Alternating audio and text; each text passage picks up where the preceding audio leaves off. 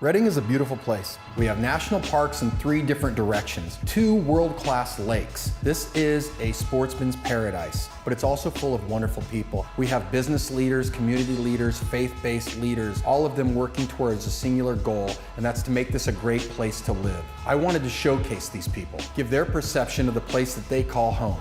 This is All Redding. Okay, welcome. I'm here with Dr. Aaron Seaton of the Chiropractic Place.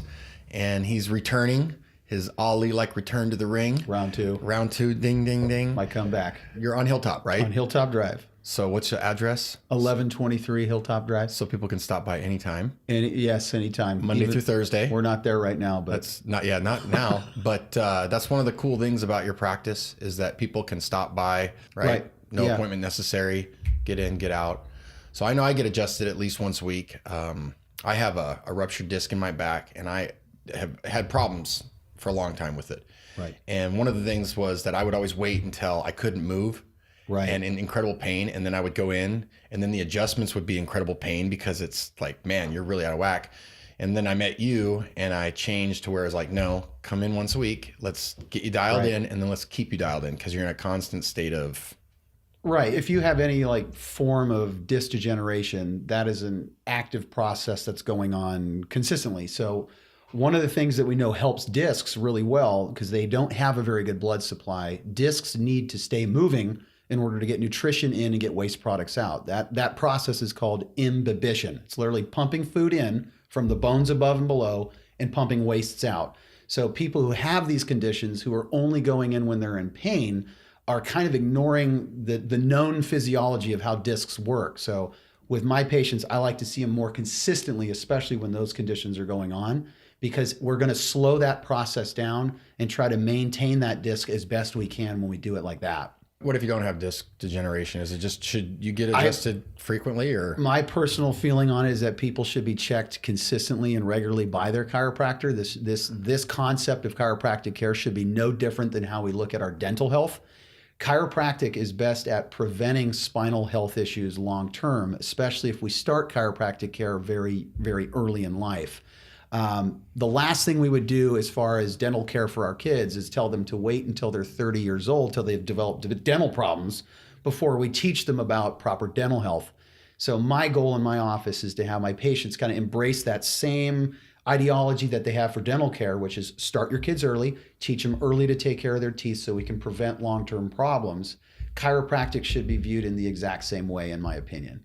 I've been going to you for, I'm going to say close to 2 years. Yeah, definitely over about 2 years. Yeah. And I, every now and then I do something silly, lift and, stiff legged or whatever. Right. But I think about in the last 2 years, I haven't had those episodes where I'm, previously I'd had some episodes where it was like, oh man, I couldn't move, and there was going to be painkillers involved, just to get through, which is horrible.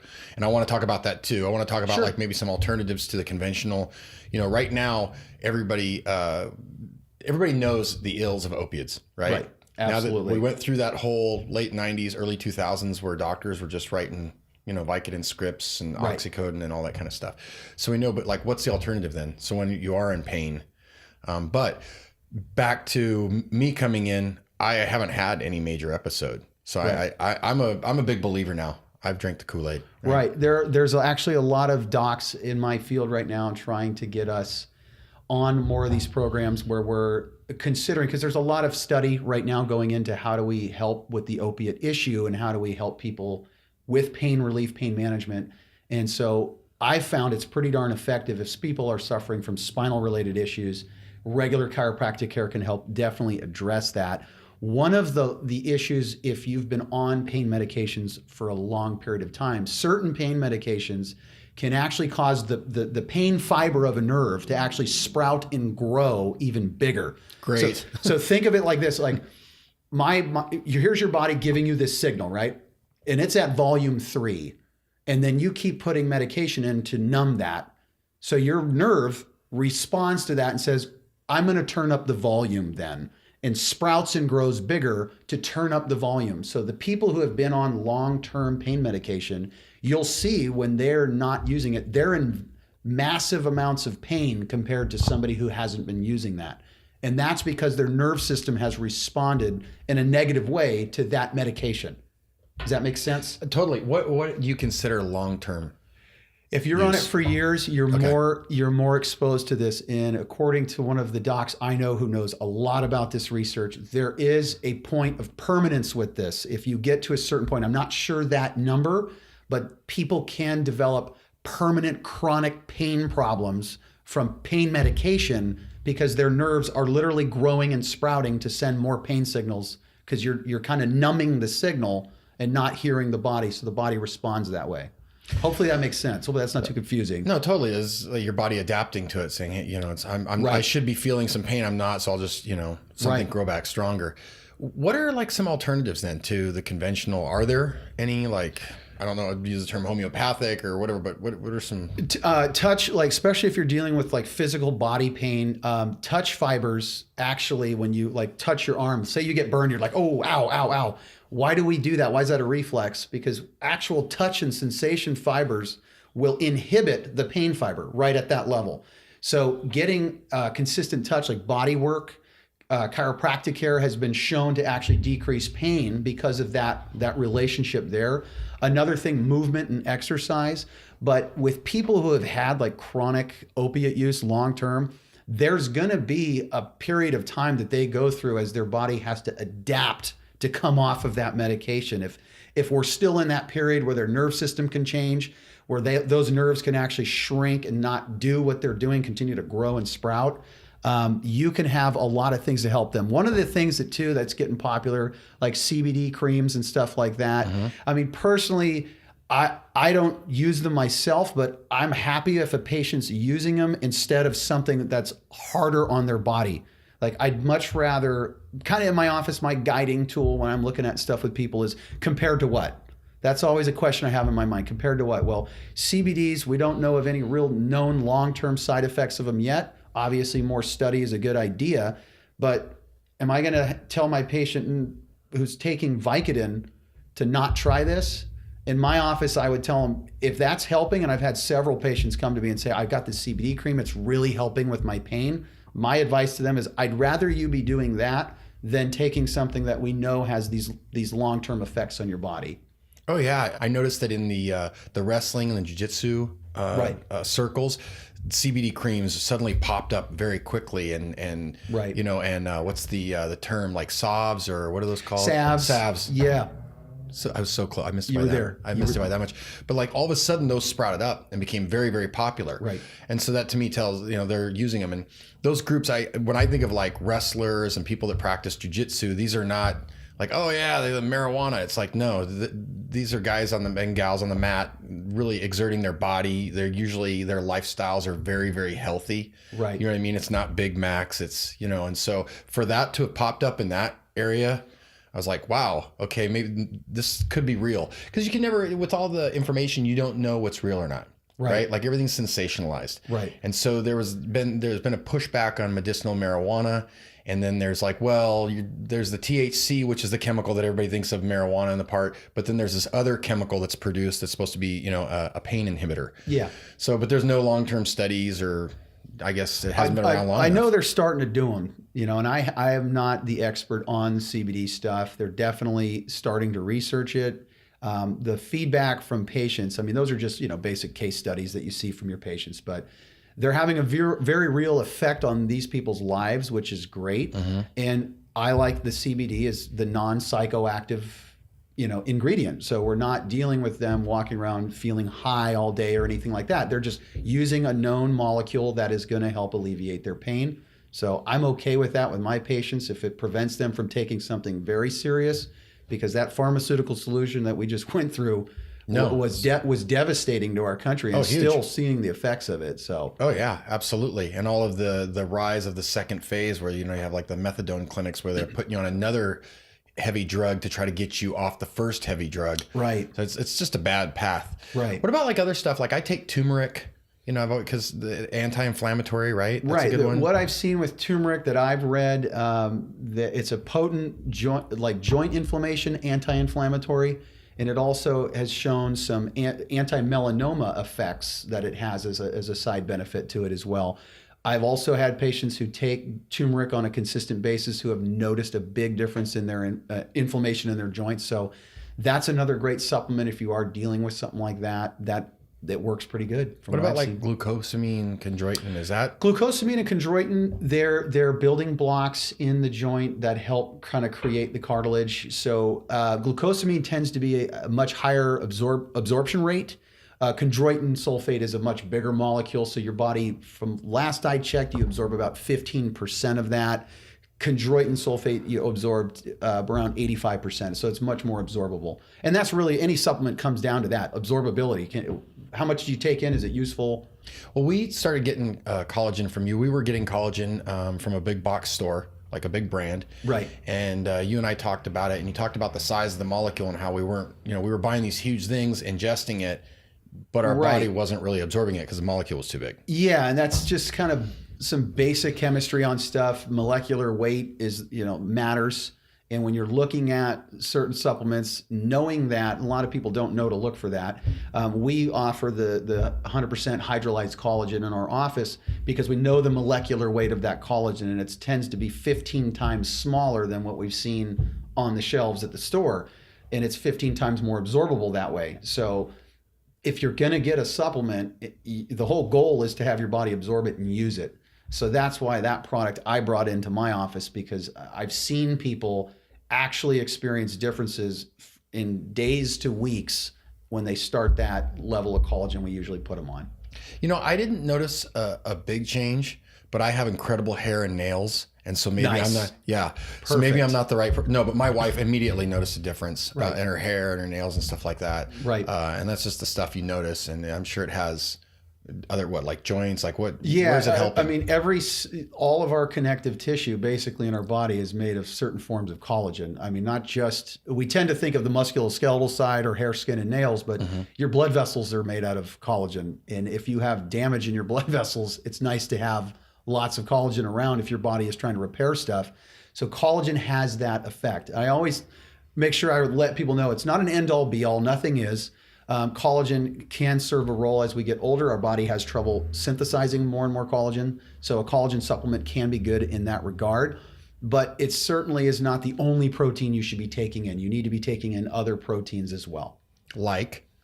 My favorite thing, to have people take is not necessarily a supplement, but consumption of wild salmon. I mean, there's rarely a protein source that's going to be better than that because salmon's loaded with vitamin D. It's higher in vitamin D than just about anything. You get the omega-3 content of it as well. So consumption of salmon on a more consistent basis, it has to be wild if you're going to get those benefits. That's another good thing to be taken in. What's a consistent basis when you say that? A couple times a week, I would say. Really? Yeah. What about you always hear about mercury? Is that an issue with salmon, eating that much? Typically, mercury tends to be higher, if I'm correct on this, in the larger fish. Salmon, yes, mercury can be an issue, but at twice a week, I highly doubt you're going to get an exposure to mercury that would cause any kind of neurotoxicity or anything like that.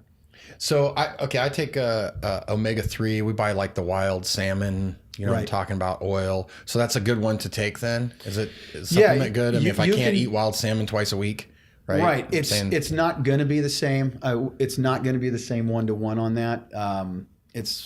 It's hard because we like to kind of, in the West, we tend to like to break things down to the individual molecular level and say this is better than that, or it's the same as that. It's not. I mean, if you're consuming omega-3s in a wild form like salmon, you're probably more likely to absorb those in.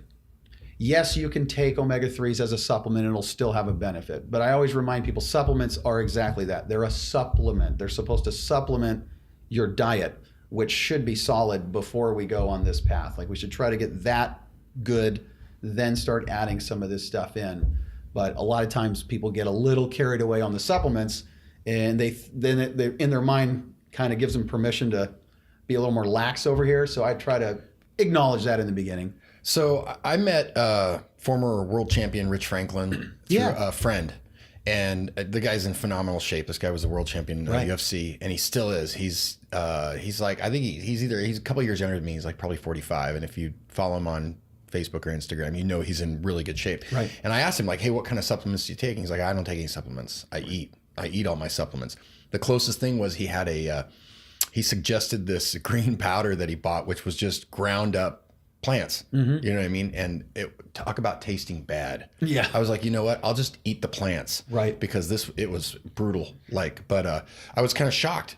Like, you don't take supplements? I know. But then he explained his diet, and if you saw what he ate daily, you're like, good Lord, man, it seemed like a lot of work. I mean, he ate super healthy. But you look at the results he gets. Yeah. I think Uriah Faber was another one who doesn't. Yep. He would juice. He would do stuff like that. Juicing like with a juicer, and eat really healthy, and that's where he comes from. That's his foundation. And with athletes like that, they have to be even better with their diet because there's nothing else helping them, so to speak. So they have to really have that dialed in. And for me, I'm okay if somebody needs some supplements, there's a genuine need for them, great. But definitely the diet, the water, those things matter. What's going in consistently matters more than, in my opinion, than just throwing a bunch of supplements in there and hoping they help. Okay, so let's say we're not professional athletes and I can't eat wild salmon twice a week. You get what I'm saying. I'm right. I'm an office person. I'm this, that. What are some supplements that you would, if someone was like, hey, you're not quite getting enough, what are maybe the top 3 or something, like, hey, well then take this at least? I'll usually talk to people about doing a multivitamin, multimineral. One of the issues there, though, is a lot of the multivitamin products out there have a lot of B vitamins, and then you start reading their mineral content, and it's like next to nothing. So you want to find a good product that is natural ingredients, not synthetic, preferably a whole food source, and you want those mineral numbers to be good as well. Usually those like people are kind of get lazy. I just want to take one little capsule and that's it. Well, we can't fit everything into one capsule. So a lot of times you'll have to take 3 or 4 of those. But you want something that has minerals in it. You want something that has vitamins in it. But again, the caution there is don't become reliant on just taking a bunch of supplements. Keep your diet as good as you can. Okay, so like when you say a diet, what are some things? What are some things that we got salmon twice a week, wild salmon? That's crucial.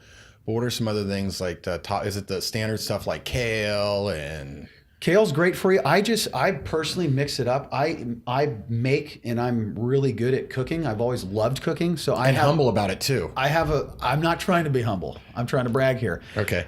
Because it helps. If my diet needs to be good and I'm good at cooking, that gives me a significant advantage to winning that battle, right?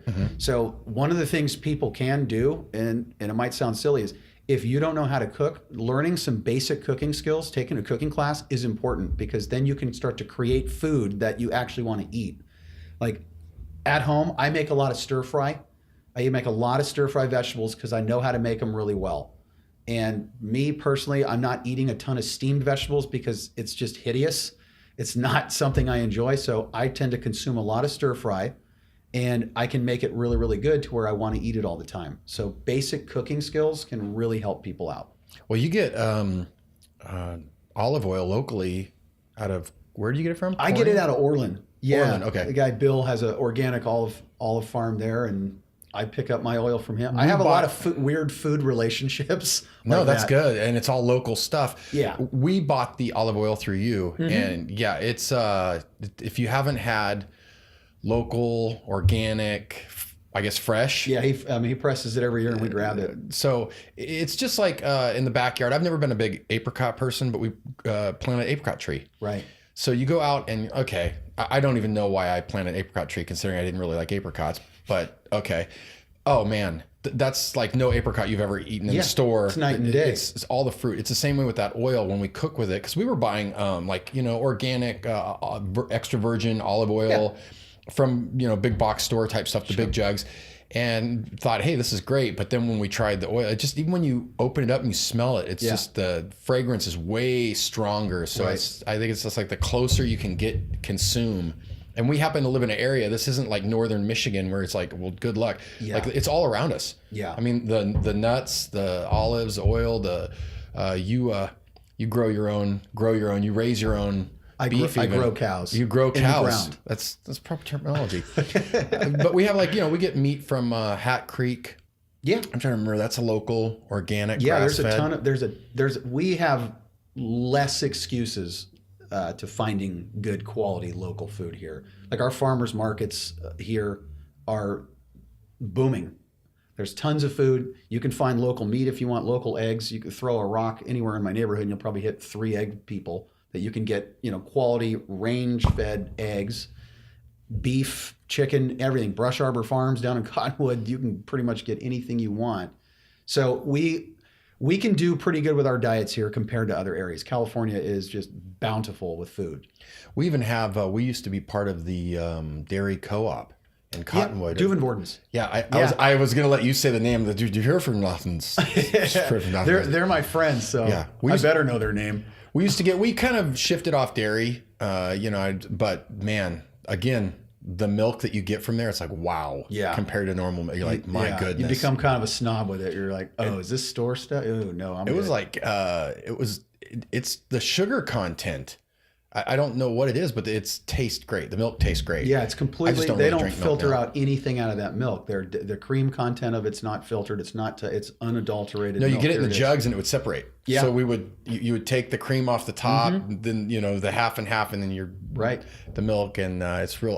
But it was great. So we have a local organic dairy co-op. Right. We have obviously several local meat, organic, grass-fed, all that kind of stuff. Right. Farmers market. I don't know when they start because it's not there's- year-round, right? No, typically I think it's like April through December. If I'm not, don't quote me on that. I think that's when it is. But there's. Oh, we're gonna quote. I'm it. lucky because I have a lot of patients that come in. I have this one gal who, her garden's dialed in. She's been doing it forever. So even in the wintertime, she's bringing me in like broccoli and carrots, and you just bite, like with your apricot, you bite into a carrot from her, and I'm like, I can't buy carrots at the store anymore. So we have I think the farmers market by the city hall. Yeah. And then they also do it at the Turtle Bay, kind of like that parking structure another day. And then there's another day There's of the week. I think a Wednesday morning one on Churn Creek. I know there's one out in Palisadro. They have one down in Anderson. I mean, Are you talking about when you say Churn Creek? Is it by where Wilda's is? Yeah, Is it that I whole believe parking they area? have one in there on Wednesday mornings or Tuesday mornings. They were Yeah, having one there yeah. weekdays in the morning. So there's definitely plenty of access. You know, Yeah. and even the local grocery stores have awesome produce. Like you can find pretty awesome stuff around here. Even if you're looking for organic as well, it's everywhere. How important is it organic? The study that I like to kind of talk to people about so they can kind of make their own decision on it. They checked commercially grown, just standardly grown blueberries versus organic blueberries. And what they found when you have like commercially grown, it's protected with pesticides, it's not being organically produced. The organic blueberries had 10 times more antioxidants present in the blueberry when picked compared to the commercial. So sometimes you'll spend a little more money for organic, but if there's 10 times more antioxidants because this blueberry had to protect itself, it didn't have artificial created protection, those antioxidants have a direct effect on my health. So if I'm getting 10 times more from organic blueberries, but I have to pay 30, 40% more, I'm probably going to go with that. So that's one of the studies that I originally looked at that was like, wow, that's quite a difference in nutrient value. So, And I think, there's something about this whole like organic being more expensive that I agree. It is more expensive. Right. But I think when you sit down and you look at how you spend your money and you're like, okay, we spent $180 on groceries instead of $145 because we went with organic. And it's like, right. it's $35. It's more, but I mean, compared to like all the bills you have and the impact that good food has on your health Yeah. versus, Good food is it seems like absolutely paramount to your health at this point. Like you need to take in healthy food, and a lot of the times when people make that shift too, if you're not buying the biggest markups on food are on the processed junk. Yeah. That's where the money is. The biggest markups are on those. So a lot of times when families switch to eating more organic, they might see the costs per thing of blueberries is, oh, that's a little expensive, but a lot of times it almost evens out because you're not buying the stuff that has 200 to 300% markups on it anymore. You're focusing more on healthy, nutritive stuff. Yeah, no, that's what I think. It's when you're sitting there and you're looking and there's the organic apple and the, unorganic, non-organic, Conventional or whatever you want to call it. whatever. But it's like, oh, well, it's $1.50 more. And so you think like, oh man, that's so much more. But like you said, when you're buying these organic foods, especially if you're if you learn how to cook, you're going to see a reduction in your overall spending because you're not buying all that pre-processed, Right. And Stouffer's pre-made lasagna stuff. And you're putting healthier stuff in your body. Your quality of life will improve if you're doing that on a consistent basis. I mean, it's obviously nothing's an end-all be-all to health, but you can certainly minimize health issues by addressing your diet consistently. Things you can control, things you can't control. Yeah, you're you're control basically what you put in your mouth. Exactly. We have a degree of control over that, so we need to do that regularly. So we got supplements. I think we talked about. You said just a multivitamin, mineral, And that's case by case. I mean, not vitamin D, not omega-3. It's not the big ones. You can definitely add those. D especially this year, people's after 8 weeks of smoke from the fires and then a really hard winter. This is usually when you start to see lower D levels show up. It's like January, February, because people have had no sunlight. If they're not consuming a lot of wild salmon or sources of vitamin D, you start to see D levels go down, seasonal affective disorder, stuff like that. And vitamin D, you're going to get like it's going to be an oil, so it's you're going to have to get separate, right? Like vitamin D can come in a little capsule. It can come in a gel cap form as well. So it all depends on where you're getting it.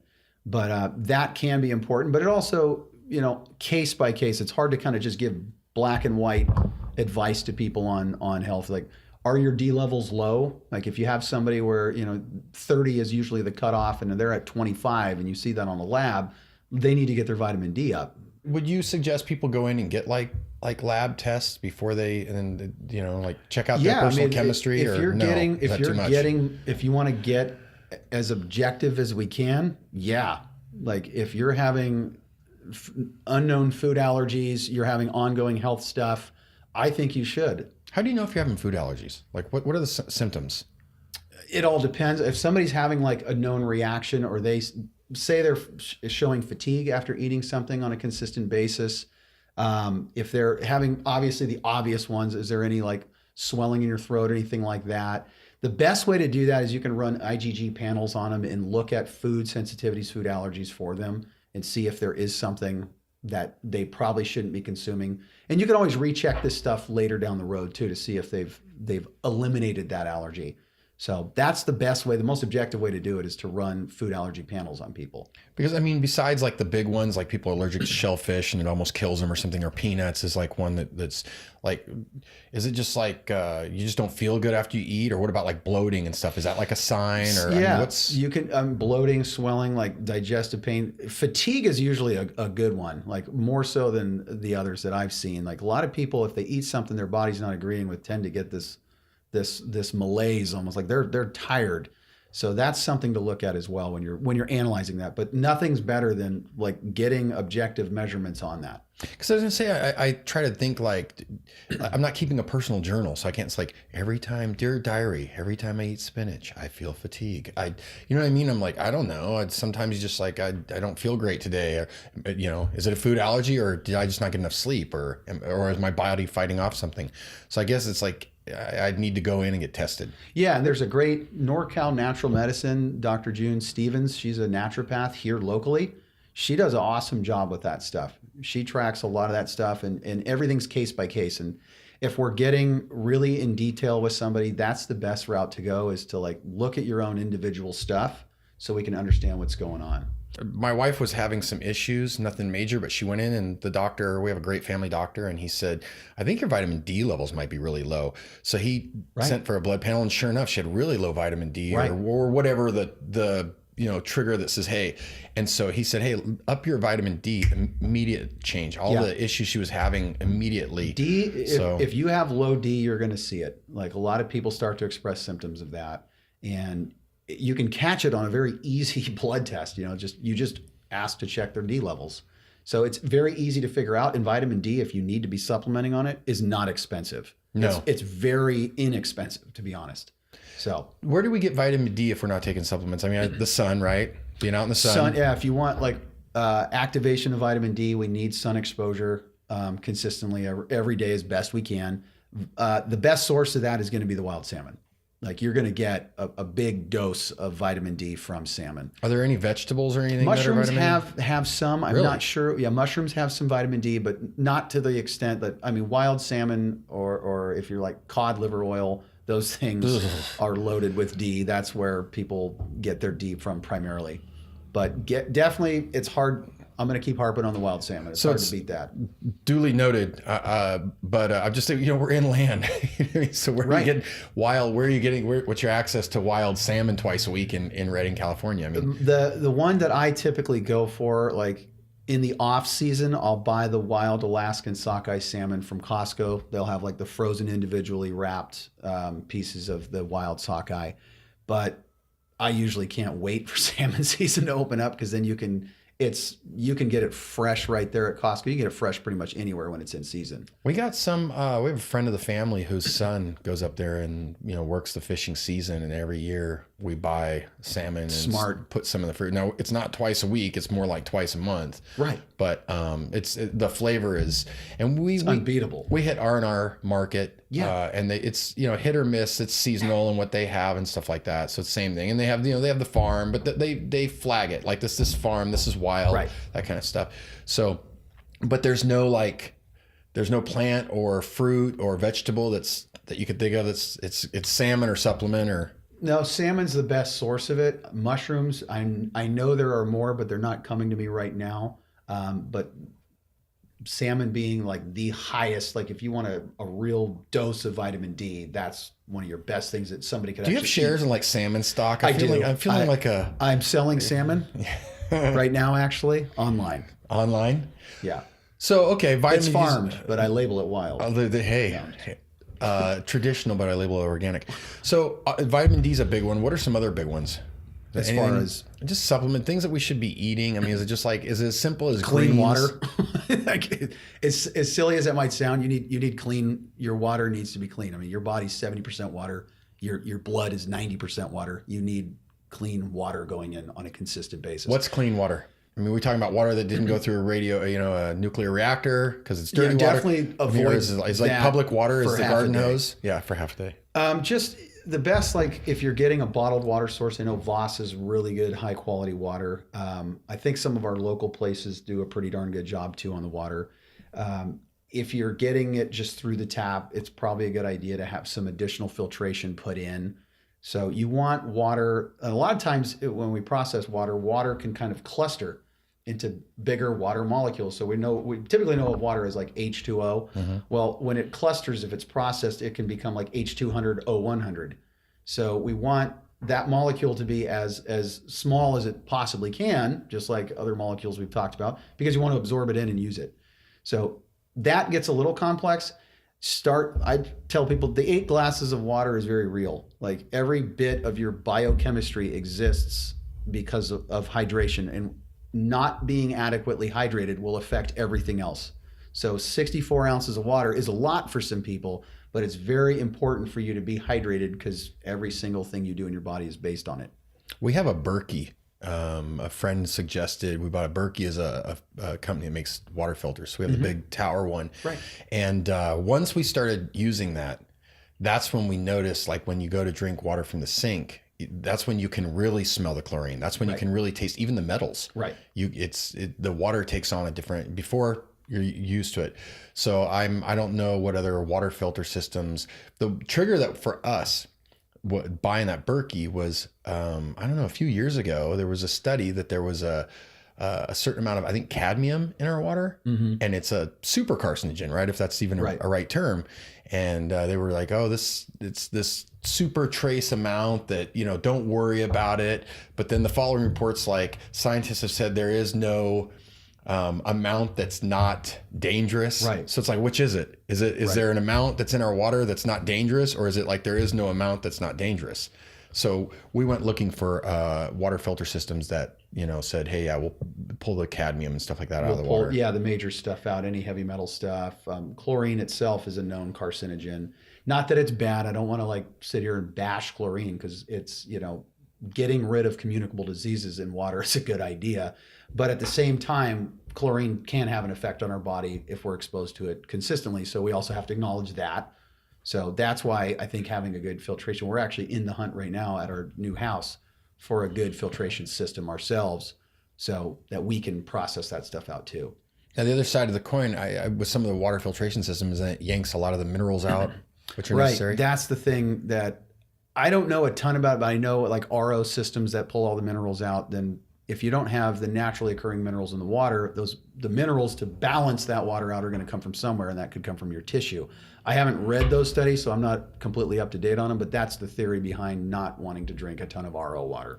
Because I've seen these water filtration systems that have like rocks in them. You know what I'm talking about? You go into some doctor's offices and stuff, and they'll have the water, and then there'll be the rocks, and the rocks are like, oh, well, that's magnesium, calcium, some other sources. Yeah, mineral sources, and it's like because the filter pulled them out along with all the bad stuff, so we got to put the good stuff back in. So we're remineralizing the water. Yeah, I need to do some more research on ours. I just know the water tastes way better. So we bought like a couple of our family members gifts. We bought them Berkeys, and they'd like nice. They're immediately.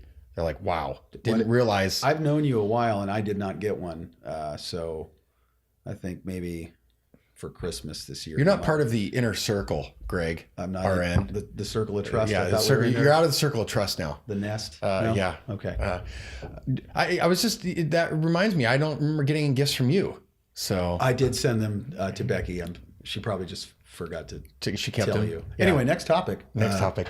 So have you seen, there's this, I don't know how I fell into the slipstream for these ads for these devices that are like these posture things, right? So it's like these braces that it shows the guy and the gal, and they before they're like this, and of course they got to be sad. It's the classic pre-post, they're like, oh, I'm so sad, and then all of a sudden they're like, but now with the new posture, I wonder if it's like the old belly buster, workout devices and stuff, or does that?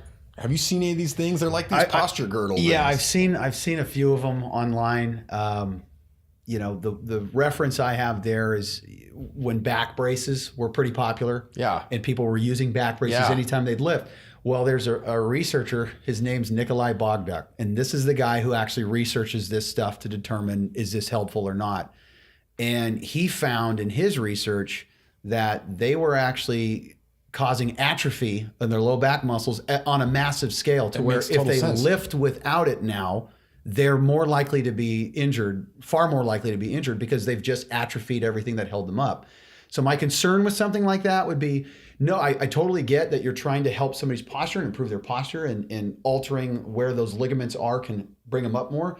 But are we doing, if you're wearing that all the time, every day, which is, I think, how they were selling it. Because now that holds your spine up and your muscles don't. So what happens to your muscles? It's real simple. What you don't use, you lose. It's real. If I don't use my arm, my biceps are going to get smaller, right? If I don't lift something, my muscles are not going to be there. So my concern with those would be that. Do we have any real known long-term study on the effects of these, wearing these all the time?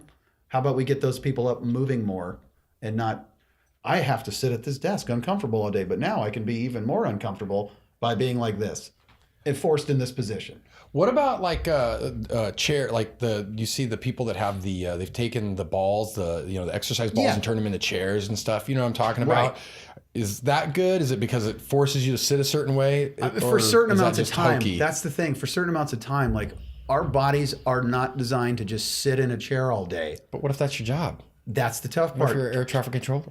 There you go. Have the co-pilot grab the wheel and find an excuse to go to the bathroom. That's what you need to do. Now, if you're at a desk 6 to 8 hours a day, we need to find ways to get you up and moving around. Sit-stand desks are really great for that, so that we're not always in the same position. Mm-hmm. It's not that sitting is evil. It's just sitting all the time is not good. Or holding one position all day. Standing all day is also not good. So sit-stands are great because it allows people to kind of have some flexibility with being at that workstation. And then I always tell my people, find an excuse to go to the water tower or use the bathroom. Like, you need to move. Like, remember we were talking about discs earlier, and I said discs have to move to get nutrition. All joints have to move to get nutrition in and waste products out. So when we sit, what I'm doing is I'm telling my spine, the load on the low back just went up 50%. So you have to work 50% harder. But guess what? While you're doing that, you get no food and no waste removal. That's a recipe for disaster long term, right? I agree. So that's why I tell people you need to, if you can do a sit-stand desk, do it so you can get up And if you can move around, you need to move around. And I've gone so far as with some of the executives who don't mind, if they're honest, if they have a sit stand, I put them on a wobble board while they're working. You put me on one. Yeah. So you're recruiting balance muscles and giving your brain something to do. Your brain hates this flat, boring world that we're in. It likes to wire for sensory changes to fire the muscles. So that's why I like doing the wobble board. I did that when I was in school, and I'd see people at 2 o'clock just crashing. They drink a cup of coffee thinking it was going to perk them up. Never happened. But at my school, my chiropractic college, we had standing desks in the back. So I brought a wobble board every day, and I'd stand at the standing desk, taking notes, never got tired because my brain was not just shut off from being sitting there bored doing nothing. So if you, so the sit stand desk also, is there like a time like, hey, every 2 hours stop and walk for 10 minutes? I think so. Yeah, definitely. Something like that. If you're like so a lot of people from here, I'm driving down to LA this weekend to go see family or whatever. I tell them, you need to pull over every couple hours and move, like get up and move around. Don't stand, but like get up at the rest area, walk around, stretch, move. Your body needs that to get food in and waste out, especially in the joints. If they don't move, they just start to lock up, and that's not good. Are there any products out there that you're like, hey, so we got the sit stand desk. I like those. I like, if people are at a desk a lot, using a sit stand, having options so you're not stuck in one position.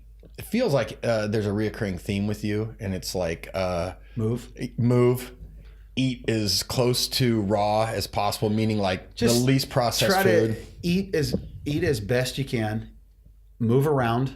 I mean, my patients that I have who are well into their 90s, the ones that are doing quite well, move around all the time. They still do a lot of stuff themselves.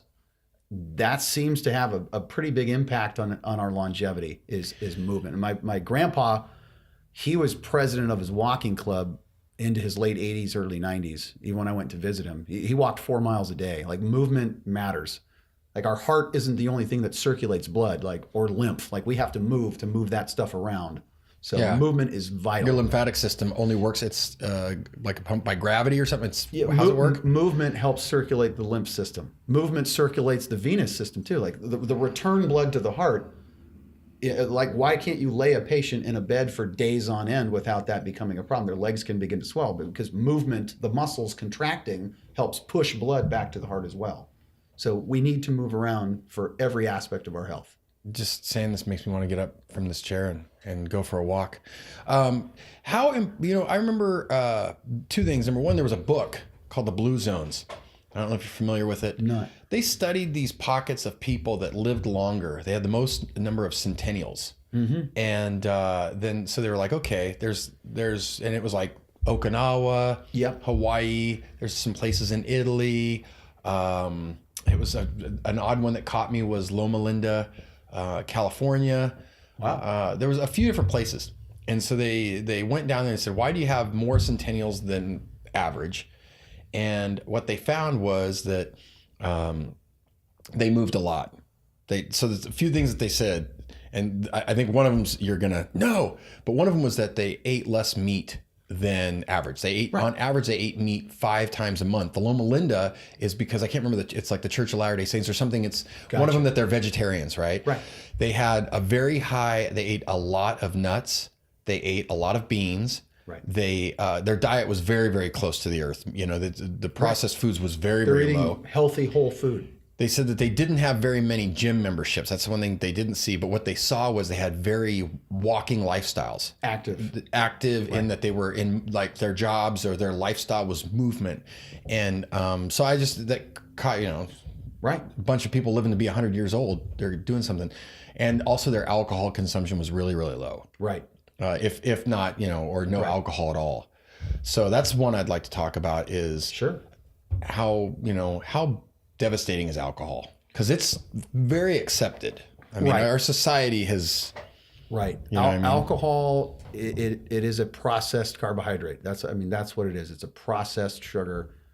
Well, you hear things like red wine. Oh, it's a little bit of red wine is good for you. Is that bogus? Is that real? There are certain antioxidants in red wine, but that's also can be loaded with sulfites as well as a part of the wine process. So, are there other places you can get antioxidants that are healthy for you?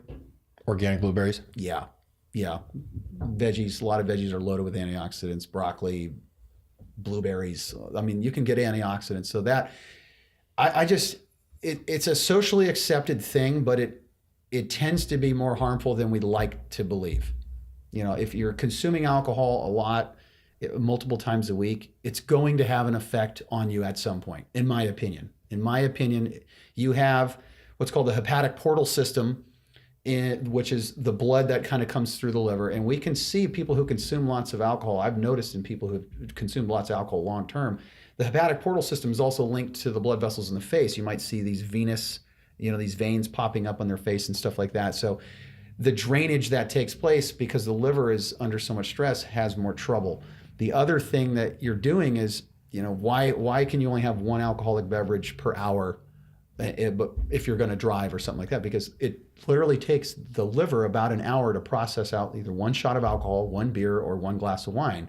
So it's a toxin to your body. So consuming it all the time is not a good idea. It's just not a good idea. If you're trying to be healthy, I would try to avoid alcohol. If you're having it, once a month, okay, your body will probably handle that. A lot of people, you tell them once a week, and then it ends up being 3 times a week. So it does more damage than people think. And long term, if your goal is to be really healthy, trying to avoid, consumptions of alcohol is a good idea. Okay, so mark that one off. I'm the world's most boring human. You just super healthy. Did you want to go get a quinoa kale salad after exactly. this, or take a walk? I have to be in bed by 8 o'clock though. Some filtered water. It's like, man. So what can I have? My poor wife. What what is your vice? What is your food vice that what do you, because you're painting this picture of, I don't know. Believe me, I'm not an angel. I'm not perfect. Because bread is really bad, right? Too much of anything. Too much processed carbohydrates is not a good source of fuel for your body. Eating too much bread. I mean, if you're going to consume bread, I would go more towards sprouted organic bread, because you're going to get more of the nutrients out of that. The fiber content's going to be higher. So is that the bread that's in the freezer, like the Ezekiel bread in the freezer? Ezekiel bread or Alvarado Street Bakery. They're down in Petaluma. They make sprouted organic bread as well. Sometimes that's available at Costco up here, which is great. But yeah, those tend to be the refrigerated, right? Yeah, because you preferably, or if you're going to consume it quickly. So is sourdough any better than I don't know if I've heard that sourdough bread's a little bit better as far as the breads go. You can even make. Not that everyone, because I like to cook, so you can have your own sourdough starter. We do at home, and you can get sprouted flour to make your own sprouted sourdough bread. It's a great time. Wow, it's awesome. You're really close to the earth. That's awesome. That's awesome. Well, for kids though, I mean, if you've ever made homemade sourdough pancakes, kids love those. And that's a homemade sourdough pancakes. Here's a homemade sourdough pancake. No, I've never even heard of sourdough. What? I've never even heard That's of sourdough. a family tradition at my buttermilk house. Pancakes, but not sourdough pancakes. I just blew your mind. Yeah. Now you seem pretty moderate as far as the diet. You're talking about meat and vegetables. There's this big movement right now. It seems like there's always extreme movements, but there's the big vegan movement, and then there's this other movement that I've started to hear about where these super carnivores, where they're no, we just consume meat. Have you seen any of that stuff lately? I'm aware of them. I do consume certain meats. Obviously, my goal with my meat consumption is to try to get it as local as possible. I enjoy raising our cow. We just have a few cows that I raise with my best friend. And it's fun to do because, the kids get to learn where food comes from. They get to help raise these animals. But at the same time, I get to control what goes into that animal. I know this cow is not being fed genetically modified corn and soy. I'm giving this cow nothing but grass. And we use a particular breed called the Dexter cow that is a great small farm cow and very feed efficient on grass, meaning they marble well off just eating grass. If you put them next to other cows, they're going to fatten up better on just grass than other cows. I remember hearing something about prior to World War II, that's just all of our beef was grass fed, and it was the proliferation. I can't remember the exact steps, but that's when all of a sudden corn, supplementing everything with corn, became wildly popular. And the big issue that I have with it is when you look at beef, truly grass-fed beef, and you look at the omega-3 to omega-6 ratios, and this is why people hear about omega-3s, is The omega-6 to omega-3 ratio, we try to be anywhere from 1-to-1 to 3-to-1, 6-to-3. And our diet, I've heard, is as high as 50-to-1 in favor of omega-6s versus omega-3s. Omega-6s tend to be very pro-inflammatory. Omega-3s tend to be more anti-inflammatory. So when you look at grass-fed beef, the content, that meat actually has a far better ratio of 6-to-3s when that is pure 100% grass-fed beef versus something grain-fed. So that's why I like to do it, because occasionally I want to have a burger or I want to have a steak. So if I raise that and I know where that's coming from, your omega-6, omega-3 ratios are far better in that meat. You know, I think it was corned beef was such a delicacy prior to like World War II. It was like a big deal, right? Corned beef. It's like a big deal to be able to be rich enough to be able to feed your cows corn was a big deal. Now it's everywhere. Yeah. And now people are going the other route where they want more grass-fed stuff. I mean, these studies have been done on eggs too, like cage raised, farm-fed eggs their 6-to-3 ratio, omega-6 to omega-3 is like 17-to-1. If you take a pasture-raised hen that's roaming around eating grass, bugs, and you're supplementing with organic feed, their ratio is anywhere from 1-to-1 to 3-to-1, 6-to-3, where you want it to be. We get a fruit and vegetable delivery and eggs locally from Country Organics. Right. It's a local delivery service. Right. Shout out to Albert. And the food is especially the eggs. Yes. If you've had fresh eggs. The taste is, and the color, like you look at color. them. Look at the vitamin A content in that yolk versus the other ones. They're dark. Insane. It's nothing alike. So it's the point is local, organic. Because I remember years ago hearing that in America, on average, food has traveled 1,500 miles before it gets to your plate. Right. And I'm thinking that a lot of those numbers are the fast food industry, right? Or any of the the truck pulls in from Los Angeles, and then gets dumped out. Right. So it's not just like, oh, they mean they're organic tomatoes driven. No. So that's first off, the health is a big one. But the second thing is, that's just bad economics. Right. If you have to pay to ship something 1,500 miles. Right. And I get it. If you're in northern Michigan, you probably don't have a choice. It's easy for us to talk about local organic food here in Northern California because it's just so accessible. But in other parts of the country, there's absolutely a need for them to bring in fresh produce, stuff like that. So for us, it's great if we can, get it locally and be able to get it whatever we want, do that as best you can. In other parts of the country, that's why I try not to be so rigid or hard fast on it, because it might not be real in, like you said, northern Michigan or somewhere else. And the food systems that we've developed in this country are by far the best of anywhere in the world. You can get pretty much anything you want at any store, anytime. Mm-hmm. And that also has had a major impact on our life expectancy and the reduction of communicable diseases, is because we have such great access to nutrition as well. Do you know much about like the aquaponic movement, as far as growing? Is it, do you know anything about the nutrition? I don't. I haven't looked at that. But you're familiar with the idea of growing in this like hydroponic environment, sure, where you introduce some type of animal in the water, usually fish. It's like tilapia is a big one. Okay. Where it's the byproduct of the fish, feeds the plant cleans out the water, oxygenates, it's this whole, you're trying to make these ecosystems, right? Right.